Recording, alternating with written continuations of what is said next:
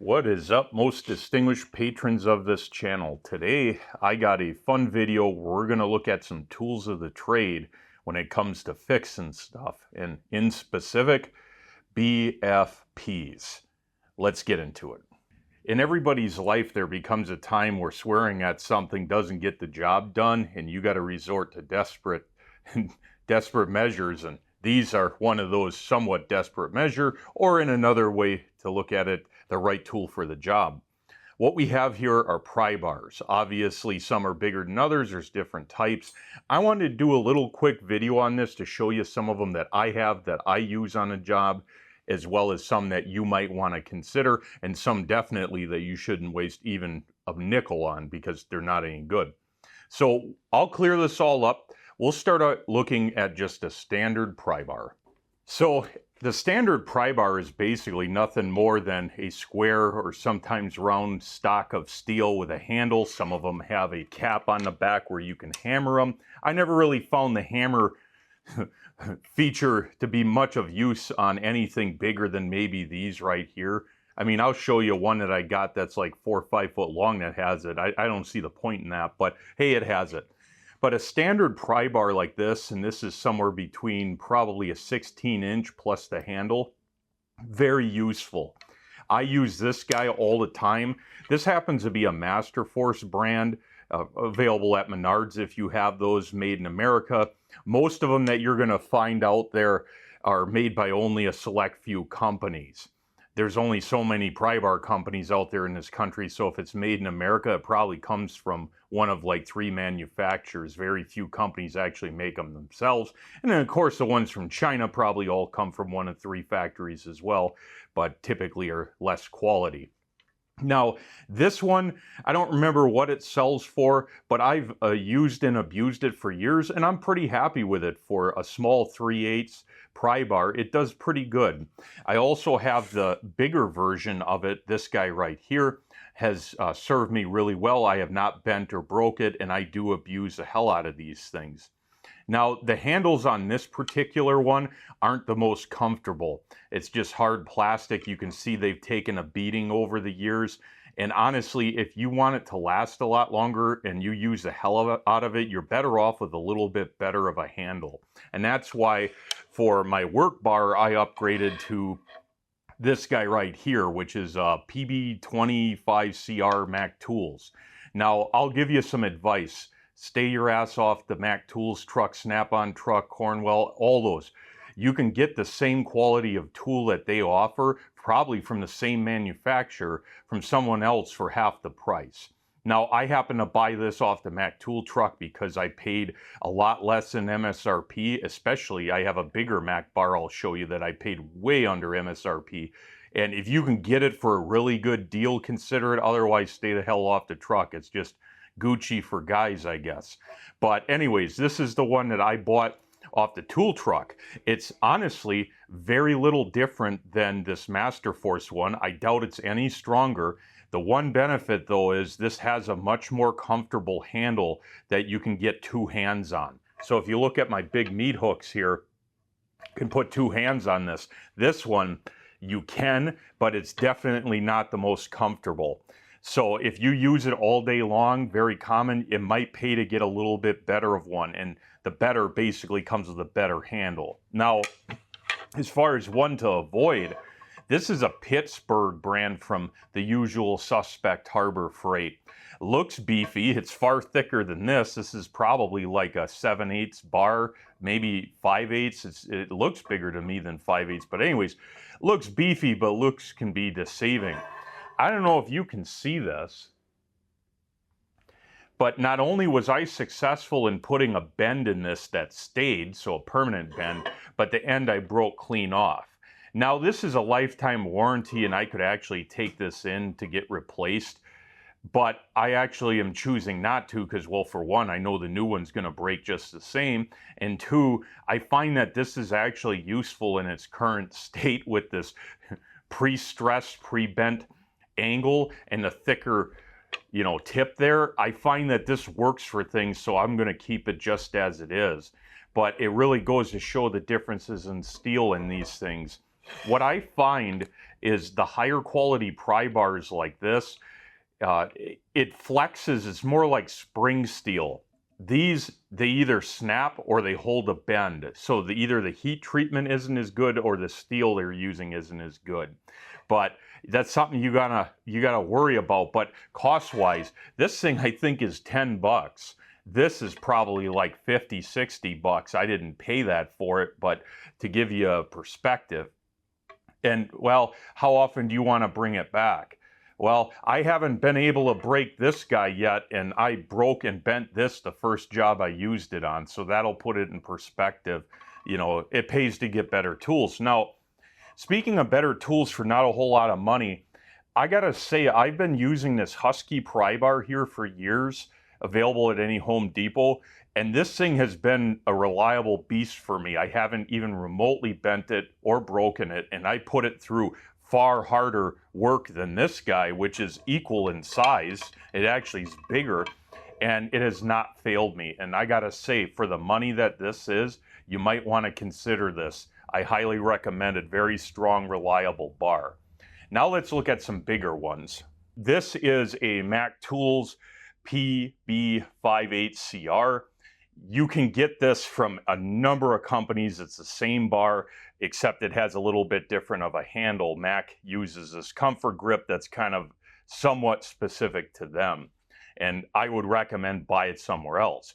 Believe it or not, Harbor Freight has a made in America bar that looks identical to this, has a pretty decently comfortable handle, although it's not as big as this, to be honest, and it's 100 bucks. This thing's like 250. I paid around 150 bucks for it. I got a pretty decent deal for that. So if you can't get it for that, go and buy the Harbor Freight one, or the whoever makes this, you could probably find on Amazon. This is a beefy, almost indestructible pry bar. The downside to this big long beast is that, and this is a 7/8 pry bar, honestly, it has more flex than what I would like. When you're dealing with something that's really stuck that you need to pry, having a super flexible pry bar is great in a sense it won't break on you and dicker off to outer space with chunks of metal or in your skull. But the unfortunate thing is to me, I can't tell how much pressure I'm putting on something. Like, say you're trying to lift up something or break something free. When you have a rigid bar, you can tell exactly how much pressure you're putting on. When something is flexible, are you putting 500 pounds? Are you putting 100 pounds? It becomes very difficult to know whether or not what you're prying is going to blow up or not, I guess, or let loose. And I don't like that. And that's one of the things. I bought this because, well, it was a good deal, and I'm a guy and I like good deals. But I kind of wish that either it was a bigger diameter or shorter so I could get more bar feel out of it to know how much pressure I'm putting on something. And that's where this guy comes in. This is a roughneck. It's called 36-inch bar. You can get these at Northern Tool and any number of suppliers around town or on the internet. This is more like a conventional pry bar. As you can tell, it has the bent part here and then just a traditional angled prying. And there, I like this bar for general use because it is so sturdy and has no flex other than a little bit in here, that I can tell exactly how much force I'm putting on something, and I just like the feel of it. It's also smaller than this, which is easier to get into places. And the crazy thing is, like, they make a bigger bar than this, a couple companies, and I just don't see the point unless it's beefier than that and they're the same diameter. But like I said, this guy, you get better bar feel than this traditional pry bar, but it may or may not fit in what you're trying to pry, which is why it really pays to have multiple sizes of these. I would really, if you're looking at buying a set and you want to start fixing stuff for a living, especially heavy equipment like I do a lot now, get yourself a pry bar like this, some bigger Super Duty one like this, and then get a couple smaller ones, and you should be set for most of what you're looking at.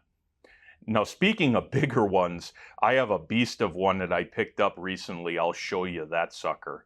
So if you thought that this bar from Mac Tools is big, check out this guy. This is made by Task. It's some generic Chinese company. The local Farm and Fleet Farm sells these, so it's kind of like a bigger Tractor Supply Co. And very affordable at 50 bucks, 50 or 60 bucks, very reasonable. And this is a forged hunk of steel. They claim it's a 1-inch bar, but when you measure it, it's actually about 1.25 inches plus or minus a little bit. So very, very beefy bar. The downside to this guy being that it weighs probably almost 20 pounds. It's no lightweight, but I'll tell you what, very rigid, very stiff. If you need to pry on something and you want to know how much force you're putting and the bar weighs so much it actually helps you do the job, this is what you need to be looking at. And working on heavy equipment over the years, I've always found that I prefer big bars like this thing over these smaller ones. And that's typically what I use. I like the feeling of them. I like the durability. I mean, if you were to break this, you'd probably wind up in the hospital from exertion or injury. So very, very beefy. Again, downside being that they weigh so much that they're kind of, I don't want to say unusable, but this is more aligned with if you're working on a railroad more so than a vehicle. If you only do vehicles and stuff, you have no business or real use for this. I mean, don't get me wrong, I'd still want one just to have it, but for the practicality of this goes out the window. But when you're dealing with big, heavy iron buckets, heavy equipment, this is what will save your ass, not so much the smaller bars. And this being 50, 60 bucks is pretty affordable, and there's a lot of them out there like this, and definite must recommend for heavy equipment. All right, let's look at a specialty bar that I have. So this is probably one of the weird unconventional bars that I never really thought I would need or use, and since I bought one, I actually come to really like it. And when I didn't have it, aka I misplaced it for a couple weeks, I don't know, I was lost without it. And what this is it's a adjustable pry bar that you can adjust in both length, and you can adjust the head to pivot to get in at different weird angles. And this is one of those tools that you don't necessarily need, but man, when you like are space limited or don't have the right angle on your pry bar and you just can't get something in, this will get in and get the job done. Now this guy I bought, believe it or not, from the usual suspect, Harbor Freight. And it's actually not that bad. I mean, don't get me wrong, they charge 50, 60, probably 70 bucks with a coupon. I don't remember what I paid. And that's a lot of money for Harbor Freight, but I've beat on this thing pretty good and it hasn't failed yet. So that's kind of telling me that it's at least a decent option. Now, Mac Tools, Snap-on, and Stanley, Proto, any of those companies out there all make bars like this. My guess is a Snap-on's probably at least 150 bucks. So to me, I would have no problem buying another one of these from the Hazard Fraught over spending 200 on the one from Matco or Snap-on. And if you use it all the time, maybe spend the extra money, but this thing is pretty beefy. I haven't broken it yet. So definitely a far cry above that Pittsburgh bar, but very useful. And now they do make these in smaller ones. You'd have to go to Amazon or your tool dealer to get that. Harbor Freight, I don't believe, makes one smaller than this. This is the only one they make. Very handy, very useful.